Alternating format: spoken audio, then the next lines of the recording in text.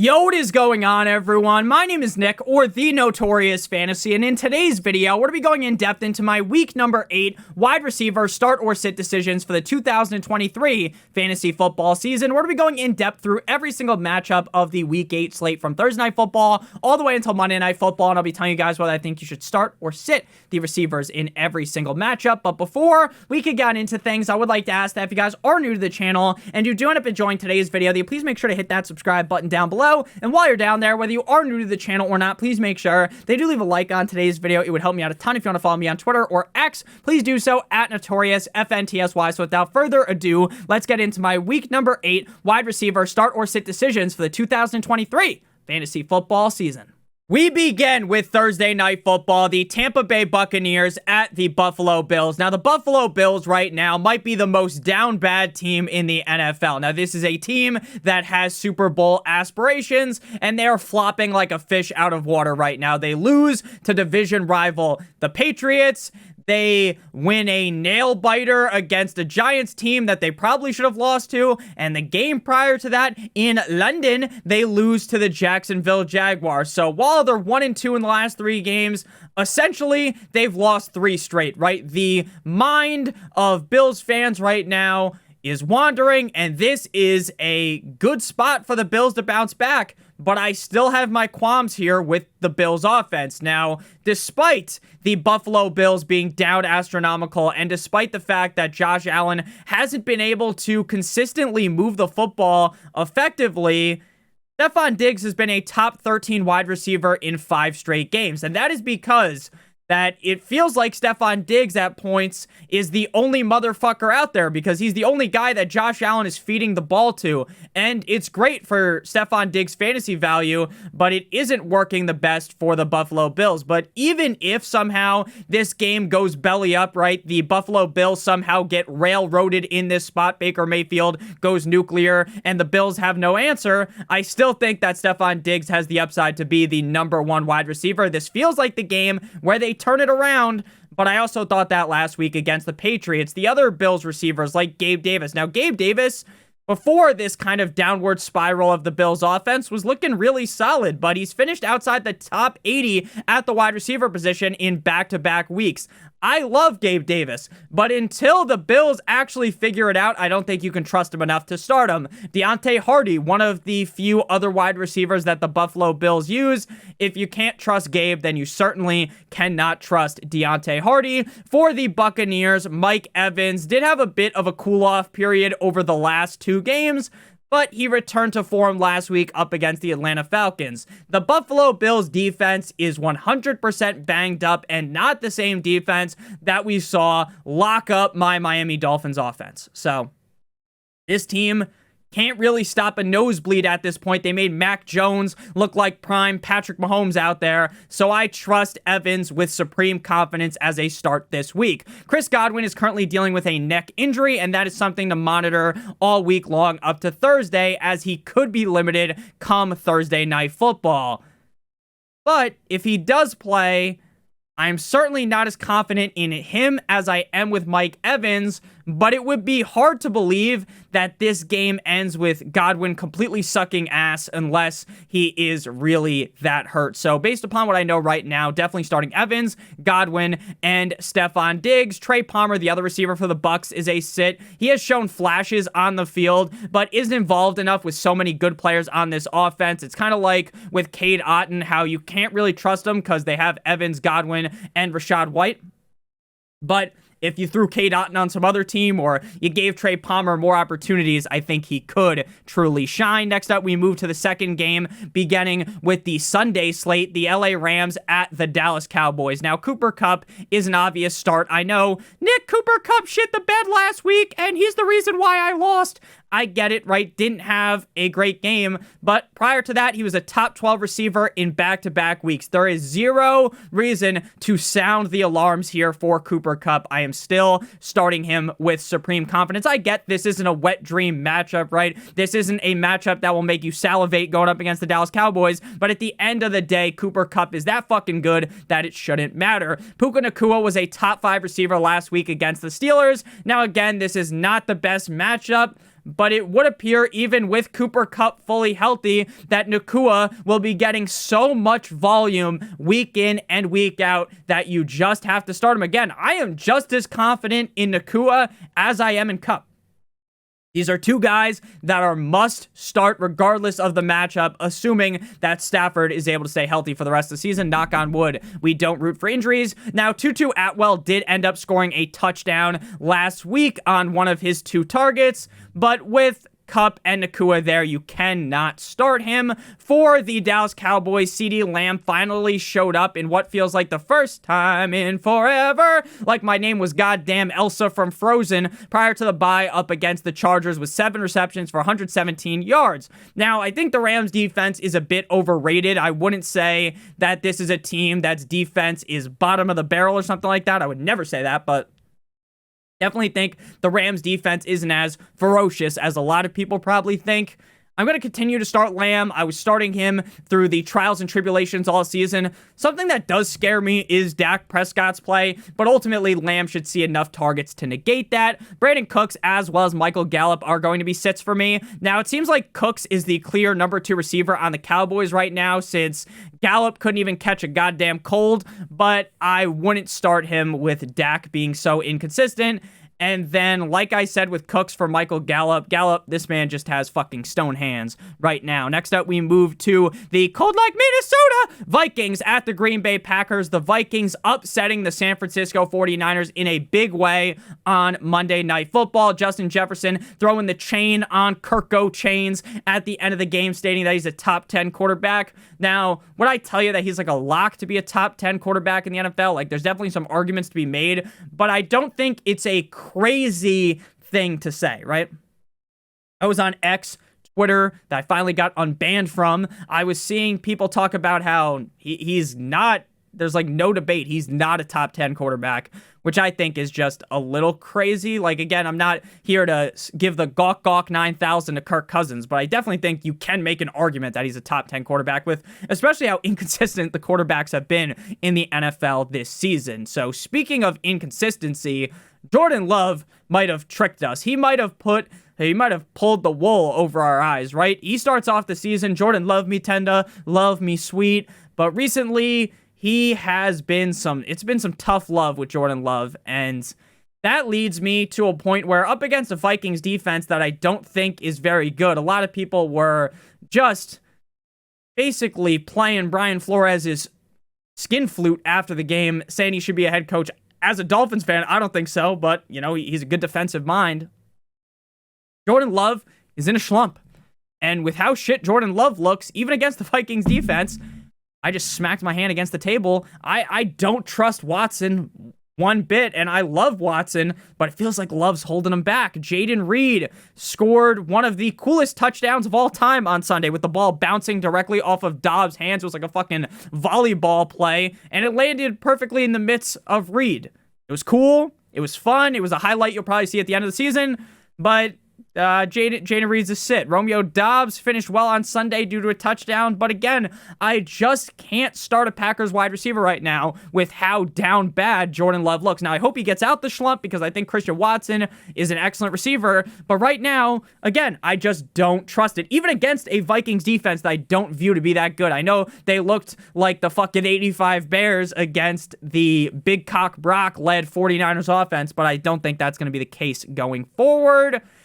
Jordan Addison Ray, I want a bad bitch. Jordan Addison Ray was balling last night. Wide receiver 1. Bro went crazy. 7 receptions on 123 yards and 2 touchdowns. 3 straight games with at least 1 touchdown. Now, he did get banged up during the game. It doesn't appear to be serious. They're saying it's cramps, so I wouldn't worry too much, but definitely something to monitor as the week goes along. KJ Osborne, man's just like fucking Michael Gallup. He has stone hands. If this was a better matchup, like, I don't think the Packers are the best defense in the NFL, but they're good enough to where I don't love Osborne here. And if it was a better matchup, like say they're playing the Cardinals, I would start KJ Osborne. Now, Brandon Powell played just about as good as he could possibly ever play Against the Niners, he was the wide receiver 34, but I just don't think he's going to end up doing that again. Next up, we got the hot Atlanta Falcons and a stooge Arthur Smith at the Atlanta Titans, the Tennessee Titans coming off the bye. Now, the Titans are a team that are most likely not going to have Tannehill, and the quarterback situation is very up in the air. Could be Willis, could be Levis. I read that was going to be Levis, but again, I'm not going to sit here and tell you that is 100% a fact because it hasn't came out yet. Until Vrabel goes out there and says it, then I'm not going to just be like, oh my gosh, it's guaranteed to be Levis, because it's not. With the quarterback situation being like this, even up against a pretty Falcons defense, like pretty middle of the road, maybe not upper middle of the road, but like not that bad of a defense, I don't want to start D-Hop because I don't trust Levis or Willis at all. Like, not even in the slightest. So Burks has been out since week 3. He practiced last week during the bye. That's all great. I have full confidence that he's going to play. But again, with the quarterback situation, I have zero confidence that he will actually produce. Nick Westbrook, Cain has been the wide receiver 2 without Burks. But with Burks back, this is a guy that shouldn't even be rostered. For the Atlanta Falcons, Drake London, hopefully he doesn't get a migraine before the game that the team won't report. Titans pass defense is really bad. Really, really, really, really bad.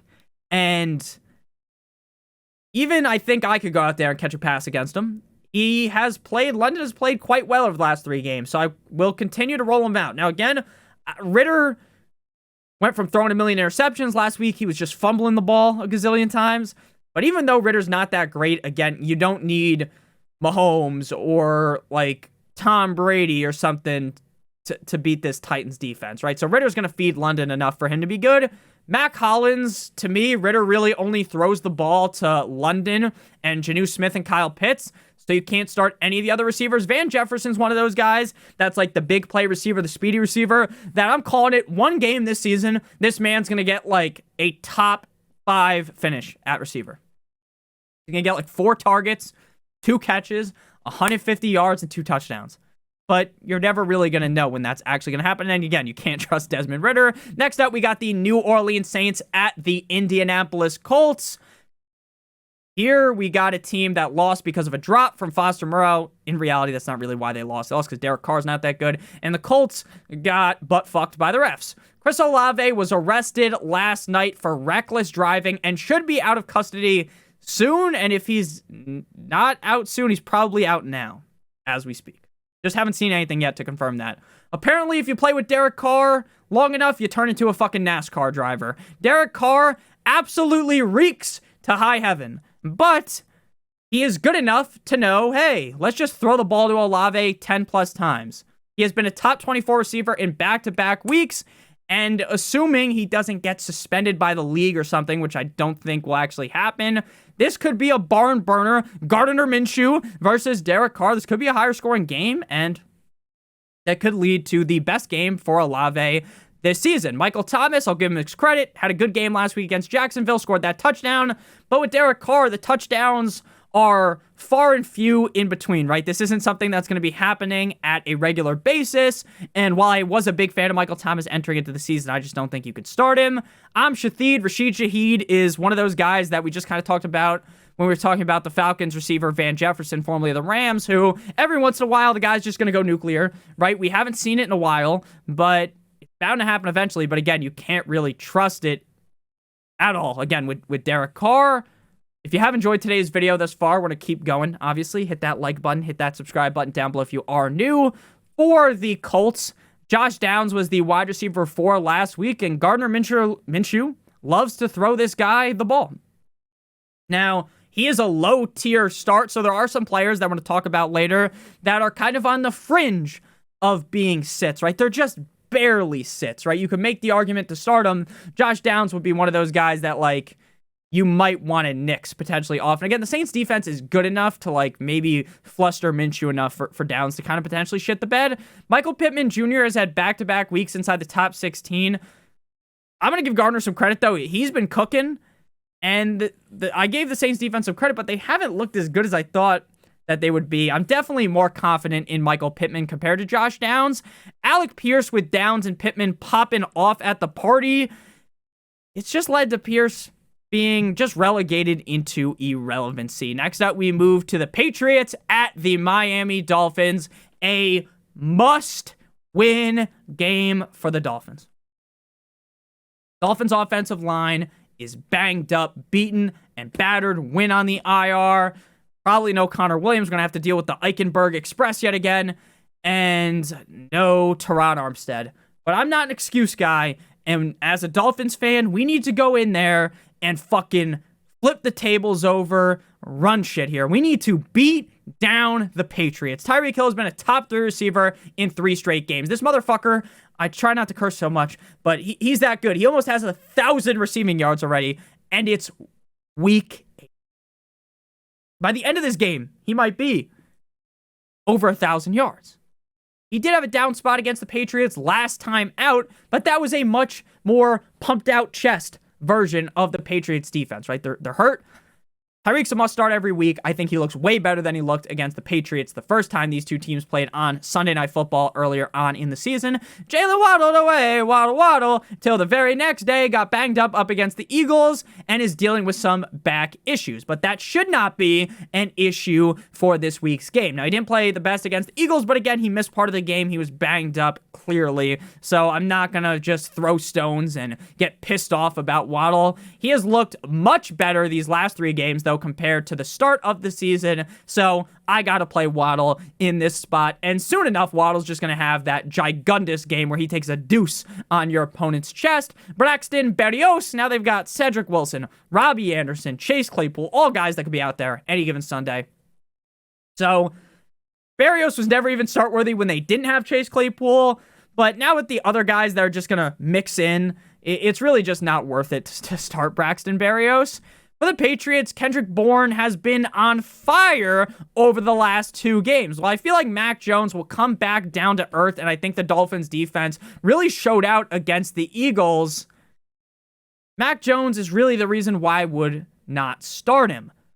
But, and this is a big but, shout out Violet Myers, you could argue to start him over some of the lower tier start guys like Josh Downs. Devontae Parker hasn't done anything this season. I'll mention his name. He's a sit. DeMario Douglas. His brother is DeLuigi. That was such a shitty joke. Douglas looked good last week. But again, with Mac Jones under center, this offense being so hot and cold, icy hot like a Shaq commercial, I just simply cannot trust him. Next up, we move to the Battle of New Jersey.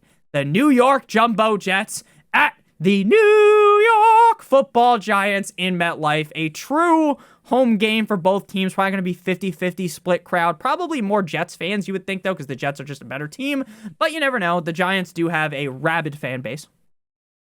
But before we break down this game and the rest of the wide receiver starter sit decisions, again, make sure you guys hit that subscribe button, hit that like button, whether you are new to the channel or not. But I would like to give you guys a quick word from our friends and our sponsor over at Underdog Fantasy. Underdog Fantasy has a great offer for you guys today that we're going to be talking about in just a couple of seconds. And Underdog is the best place to play NFL Pick'em in the whole entire universe. And we're going to be talking about that offer that I mentioned very, very soon. So first, I'm going to explain how the Underdog Pick'em game works. So you have to pick at least one player from 2 different teams. You could do all Thursday Night Football. You do Thursday and Sunday Night Football, Thursday and Monday Night Football, just Sunday, just Thursday. But you got to remember that you need to have at least one player on each team, and you can even do NFL and NBA together. So we are going to mix Thursday Night Football with some of the Sunday games. We're going to go with James Cook higher than 55.5 rushing yards. I think the Bills have a better showing, and James Cook has looked pretty good this season. And we are going to match that with Travis Etienne higher than 67.5 receiving yards. Now, if both of these picks hit,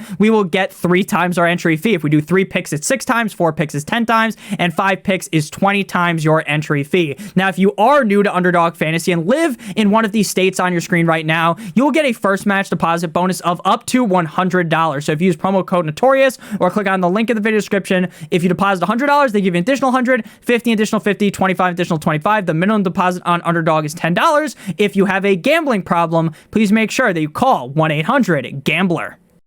Back on into things, Jets at Giants. Now, the Giants are just very confusing. Tyrod might be the starter. Tyrod Taylor, Tyrod, whatever you want to call him. I think he, a couple years ago, he said his name was Tyrod, which is why I call him that. Could be Danny Dimes. Don't think it matters against the Jets defense. Like, Wan'Dale went from getting force-fed the rock against the Bills to just 2 targets against the Commanders in a game where the Giants offense actually didn't look that bad. I don't know what to think about Wan'Dale, but against that Jets defense, you're certainly not starting him. Like, the backups of the Jets defense locked up Jalen Hurts. So what do you think they're going to do against Daniel Jones or Tyrod Taylor?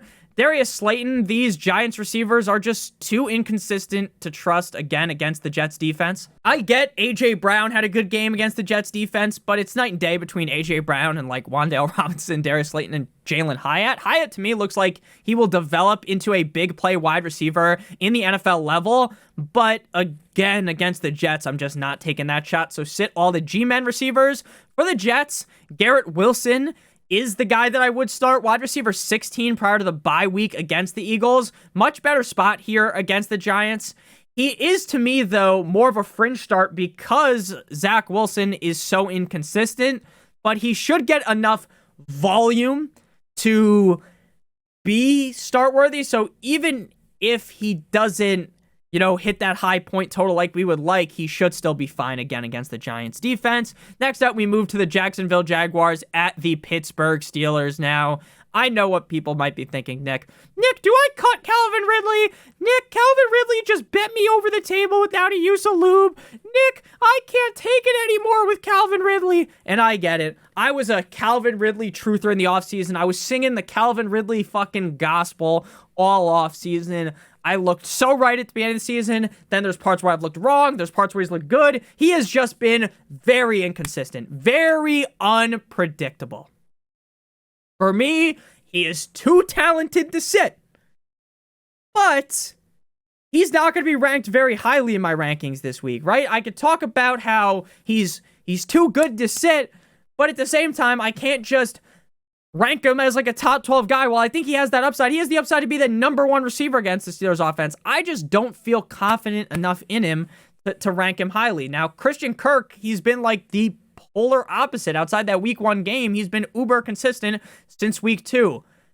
Going to be start worthy every single week, especially with Ridley seeming to have just plowed Lawrence's wife or something because he's just not getting the rock. And Jamal Agnew, who's a sit, was getting more targets than Calvin Ridley. Zay Jones may play, may not play. If Zay Jones plays, he'd be a sit, but he'd be the number 3 receiver. If he doesn't play, it's going to be Jamal Agnew. Now, for the Steelers coming out the bye, they did look pretty good against the Rams. George Pickens had back-to-back big games with over 100 yards. And to me, it actually looks like he's going to play a little bit better with more space on the field given to him from Deontay Johnson. Now, something that I thought was really funny, they mentioned it on Part of My Take, Big Cat PFT, so I don't want to just steal their joke and say it as if it's my own. But it is hilarious that George Pickens' name is George. He does not play, like George, in my head, you think of like Curious George. You think of like your accountant, his name's George, right? You don't think about some crazy motherfucker like his name was Ice Cube on the NFL field like George Pickens. And it's just hilarious to think about that. He's like the least George ever. And again, I heard that from Part of My Take. That's their thought. So I'm not trying to steal their joke.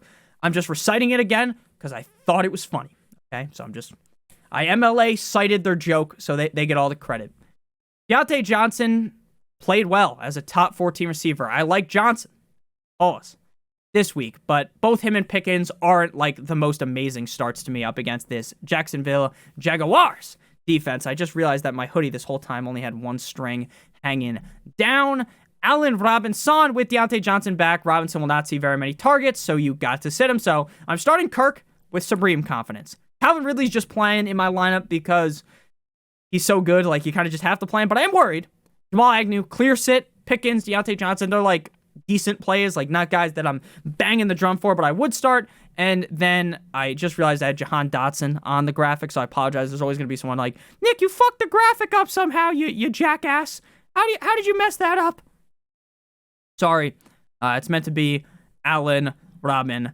Next up, we move to Jahan Dotson's game, the Philadelphia Eagles at the left hands up. Who are we? The Commanders. A.J. Dillon is on a warpath. 5 straight games with over 125 yards, and he has a wet dream matchup against the Commanders. Brown has been going nuclear. I thought last week against the Dolphins, I didn't think Brown would have a bad game by any means. I thought, okay, he's going to cool off slightly, cooled out a little bit, and then we're going to see that big Devontae Smith game. He's going to flourish. He's going to fly like an eagle fly. Eagles fly. But that doesn't happen. A.J. Brown goes crazy, and Devontae Smith has done basically absolutely nothing over the last 3 weeks. Just like Calvin Ridley, though, the problem is he's so good that you can't sit him. And again, the matchup is too good to sit him. Next up, we move to the other Philadelphia Eagle. So again, you're starting A.J. Brown. You have to play him. I'm worried about Smith, but you also kind of have to play him.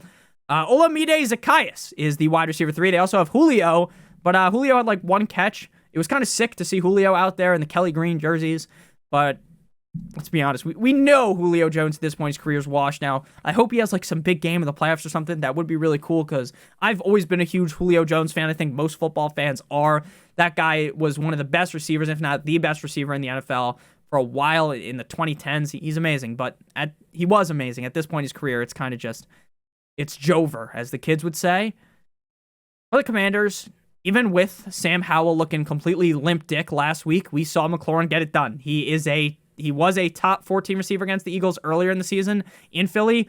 Now, I don't love this spot, and I won't claim to love this spot, but I do feel confident enough in McLaurin based upon what we have seen recently. So, A.J. Brown, Devontae Smith, McLaurin are starts. The other guys are sits. So, Curtis Samuel, I said last week that eventually that luck's going to run out. Now, I told you guys to start him last week because, again, when a guy is as on fire as Curtis Samuel, you don't want to put the fire out. You don't want to just stop, drop, and roll and just sit him. You just start him, okay? It is what it is. He was on fire 3 games in a row. You start him, and you're going to take your licks, right? He's either going to go crazy or he's going to suck ass. And the luck what ran out was exactly what happened, right? He needed that, what's that called? The pot of gold underneath the rainbow, right? He needed the fucking bowl of Lucky Charms to do it again. He didn't do it on Sunday at MetLife.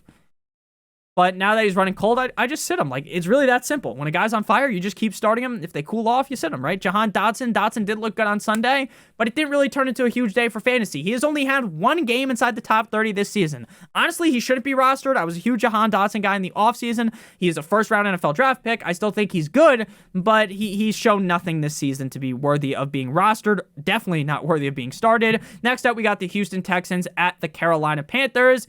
Adam Thielen, just like A.J. Brown, Thielen's been on a warpath. This man is on fire!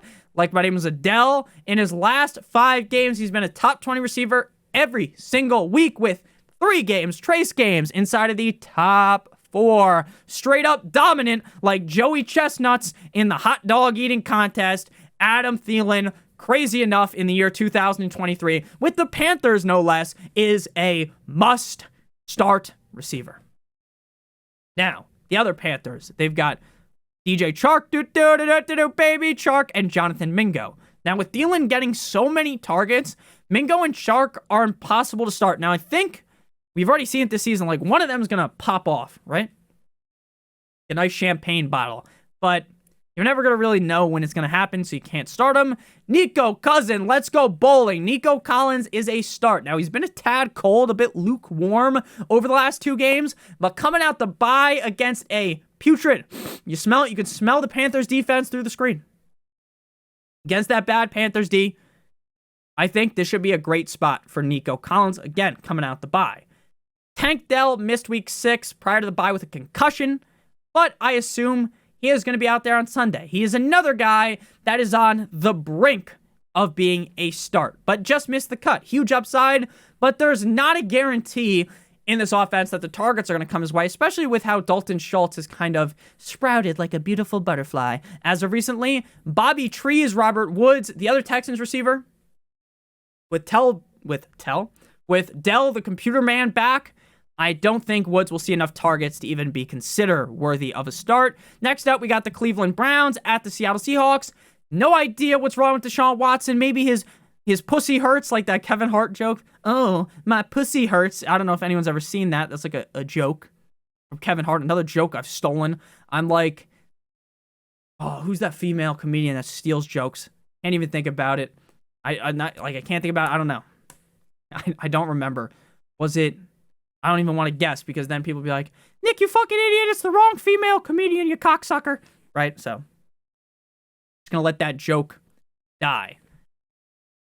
Like Watson's potential NFL career because I don't know what the hell he's doing. I don't even know if he's going to start on Sunday.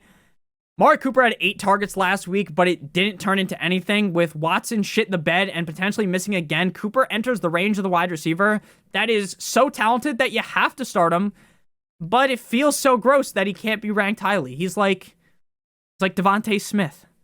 He's like Calvin Ridley, where you start him, but do you really want to? Right? But the matchup's decent against Seattle. Other Browns receivers, Elijah Moore looked solid last week, but I've been kind of talking about this all season. Until he shows consistency, I'm not really rolling with him. DPJ, Donovan Peoples-Jones, once more arrived. The kind of outcome of the season was already aligned, right? We already knew what was going to happen. DPJ becomes one of those Shaheed guys, where they randomly have a huge game, but since he can't hold on to the rock to save his life, that seems like an out of the ordinary occasion, like if DPJ just goes nuclear on Sunday against Seattle. With that said, Seattle, Metcalf missed last week with a hip and rib injury. We needed Adam to give him his rib so that he could ball out here. If he plays this week, his upside is there, but I would definitely lower him down the rankings due to the matchup against the Browns. Now I know, Nick, Gardner Minshew balled against the Browns defense. I'll say that's a fluke. Like, the Browns, to me, have one of the best defenses in the NFL. With, in my opinion, the best defensive player in the NFL, Myles Garrett. Tyler Lockett in my pocket. Skirt! Did play, but was outshined by JSN against the Cardinals. Just like I said with Metcalf, Lockett is a start, but I don't have enough confidence in him to rank him super highly in this matchup. Also, Lockett has been, he's like Kittle, hit or miss all season. His great games are the greatest of games, let me tell you. That was a bad Trump impression. But the bad games are the really bad games. The type of games where your team gets bent over a table. But Lockett, Metcalf, both starts. JSN looked really good. I'll give him a round of applause. Finally, the team uses their first round draft pick. Problem is with Metcalf back, it feels like JSN's getting cucked out of targets. Also, shout out to my man, Bobo, the other receiver on the Seahawks, who made one of the catches of the year. We talked about how fun that Packers catch was, right? Dobbs with the assist to Reed. Jake Bobo looked like fucking Odell in the end zone. Next up, we move to the Kansas City Chiefs at the Denver Broncos. This time without their superpower. Taylor Swift, her and Brittany Mahomes were hitting these crazy dances in the box. Nothing. And Jackson Mahomes was in Taylor's box last week, which was crazy to see that. That was funny, right? But it was funny to see that Jackson Mahomes made it into that box. I thought that he was like exiled from the games. With that said, none of that matters. We got the actual game to break down. Portland Sutton. Even if you want to say that Russ doesn't look great, and again, I'm not here to tell you that Russ looks amazing. He doesn't look bad. But he continues to hit Sutton game in and game out. Sutton was the wide receiver 8 last week against the Packers and has scored in back-to-back games. He looked solid against the Chiefs back in week 6. It's odd. It really is, but I am oddly confident in Sutton. I'm more confident in Sutton than I am in Amari Cooper, DK Metcalf, and Tyler Lockett. That might sound crazy, but it's true. True. It's true. Kadarius Toney for the Chiefs. To me, Rice is really the only guy you can start. There is going to be a ton of inconsistency coming out of the Chiefs wide receiver room because of how much Mahomes spreads the ball out. But Rice has been at least somewhat consistent enough over the last couple of games to where I would start him. I'm nervous about him every week because, again, you get the ball, you all get the ball. Pat Mahomes is like Oprah Winfrey, but I still like Rashee Rice, but that makes Toney, Sky Moore, all these other ancillary options, MVS, guys that you cannot start. The other receivers in this game, so I'm starting Rashee Rice again with just an ounce of confidence, but again, he's been looking good enough for my confidence to definitely be a little bit higher. You're starting Cortland Sutton, but then you get to the other Broncos guys, like Judy. He looked decent last week. He's on the trade block. He's going to get traded, I would think. Trade deadline's coming up soon. But with Russ feeding Sutton and with the KC defense looking sharper and sharper, it just seems like Judy, you can't start him unless he gets moved to a different team. Marvin Mims, Sean Payton needs to give this guy more snaps, but he never will. 2 targets over the last 3 games is terrible. He is being completely screwed. He's being spit roasted by the organization. Next up, we move to the Baltimore Ravens at the Arizona Cardinals. Now, I know what some of you guys might be thinking. Nick, you have Hollywood Brown listed as a sit. How could you sit Hollywood Brown? Josh Dobbs just looks so bad for me that I can't even start Hollywood Brown against the Ravens, whose defense came alive like a zombie last week. Brown has been outside the top 45 receivers in 2 straight weeks. Now, I get he's looked good this season. Once Kyler returns, Hollywood's going back in the lineups. But Josh Dobbs, it was like, oh, look at Dobbs. Look how frisky this guy is. Look how fun the Cardinals are. For like a few games. And then all that hype dies down. Like, Josh Dobbs, if you wanted to earn like a great contract next year, was probably just hoping Kyler would have came back like 2 weeks ago before the Dobbs insanity run ran out. So Bateman's a sit. Not Bateman. Hollywood Brown is a sit for the Cardinals. So are the other receivers for the Cardinals, right? Rondale Moore, Michael Wilson. If you can't start Hollywood, you certainly cannot start Rondale or Michael Wilson. For the Ravens, Zay Flowers. The Ravens appear to be a certified wagon right now, and Flowers has been consistent. Love his upside here up against a Dick Cheese Cardinals defense, so you got to fire him up with confidence. Odell hopped back into the time machine, Marty McFly style, and looked good last week against the Lions. While I'm partially kidding about how he looked like incredible, he didn't look like the old Odell, reach back like 1-3, like the Drake lyric, right? But I haven't seen enough, even against Arizona, to want to start Odell. Shad Master Bateman has seen 3 targets every single week of the season that he has played, but he has done nothing with it, so he's not start worthy. The only receiver I'm starting in this game is Zay Flowers. Next up, we got the Cincinnati Bengals at the San Francisco 49ers. We talked about a insanity run. Is Brock Purdy finished? After that Browns disaster class 2 weeks ago, you go up against the Vikings in Minnesota, and you let primetime Kirk Thuggins beat you? And it really was on Purdy. Nick Debo wasn't there. I get it, but McCaffrey's there. You got Ayuk. You got Kittle. You got the weapons at your disposal, and he shit the bed, especially in the clutch at the end of the game. Now, do I think Purdy's finished? No. But I start to worry a little bit. Ayuk has hit 3 pretty games in a row. Debo's health is still not confirmed. Brock Purdy does scare me, but against the Bengals, I'm going to keep rocking with Ayuk. Debo, got to monitor his health. I am concerned because even if he does play with that shoulder injury that he has missed the last 2 weeks with, that could limit him, and he might be a decoy. Might be a clone. So, kind of a little bit worried about Debo. Dwan Jennings, this man had 9 targets on Sunday, but will never be a player that I would start, even if he is fun to watch. For the Bungles coming out the bye. Jamar Chase was down bad against the Seahawks prior to the bye week, but he gets far too many targets. He's open like 7-Eleven Waffle House all the time. So you can't sit him. And the 49ers defense might have some chinks, some holes in their armor. So maybe the 40, and they're a little bit banged up. So maybe coming out the bye week, I'm hoping this is the best the team looks. And let's be honest about Higgins. Let's have a conversation. He has been a bust, a colossal bust. Like when you haven't cranked one out in a week, and then you finally let it go, and it's going everywhere. It's everywhere. That's what Higgins has been, a huge bust. Like fucking Peyton Manning's Hall of Fame bust, just huge.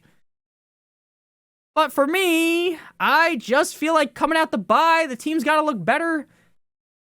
Higgins should be getting the ball. I don't feel very confident in him, but I'd start him. Definitely starting Jamar Chase, definitely starting Ayuk.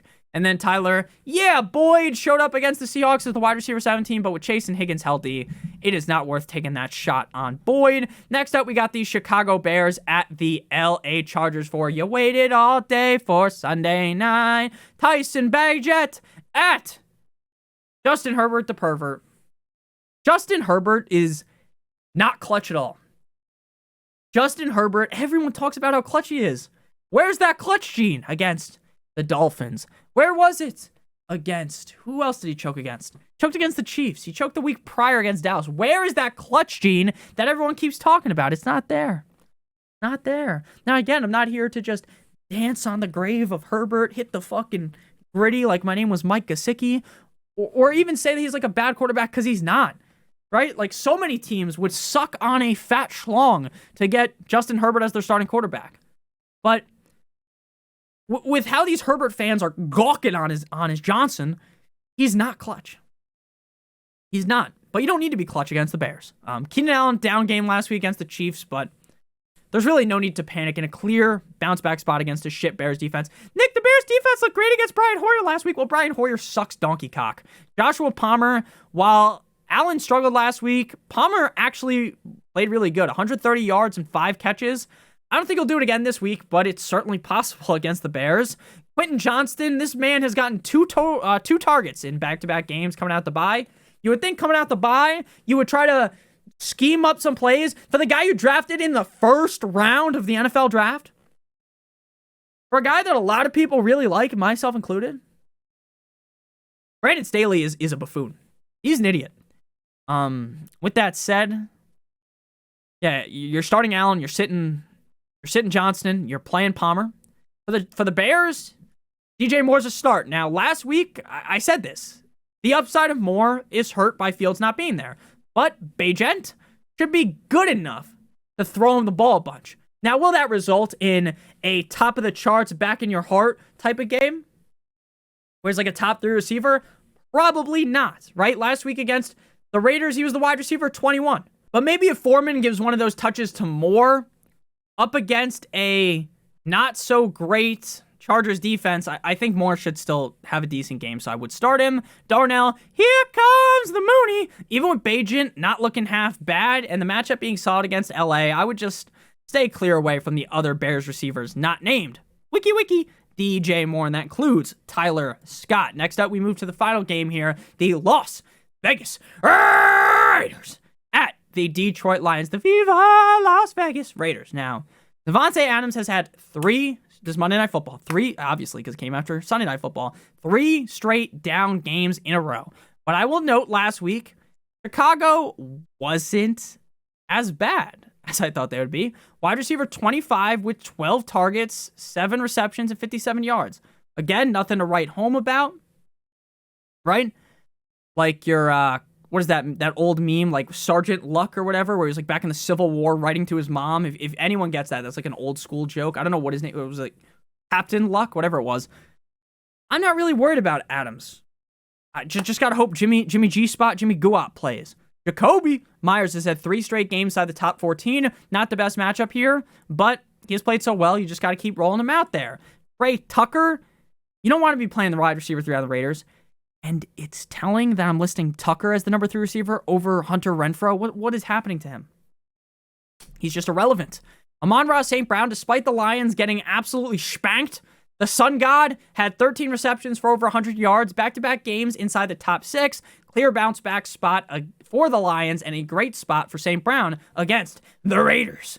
For Josh Reynolds and Jameson Williams, they're both sits for me. With Jameson Williams back, Reynolds' target share has dipped mightily, and that leaves Josh Reynolds on the bench. Jameson Williams, 6 targets for a grand total of 0 receptions, but things are looking positive for a potential huge down the stretch end of the season for Jameson Williams. Thank you guys all so much for watching. If you didn't enjoy today's video, make sure you hit that subscribe button down below, as well as hitting that like button. It would help me out a ton. If you want to follow me on Twitter, please do so at NotoriousFantasy. If you want to check out my Patreon for an answer to any of the questions you guys may have, as well as my weekly rankings, I post those on there for $7.50 a month. I love you guys all so much. Hope you have a great rest of your guys' day. And as always, good.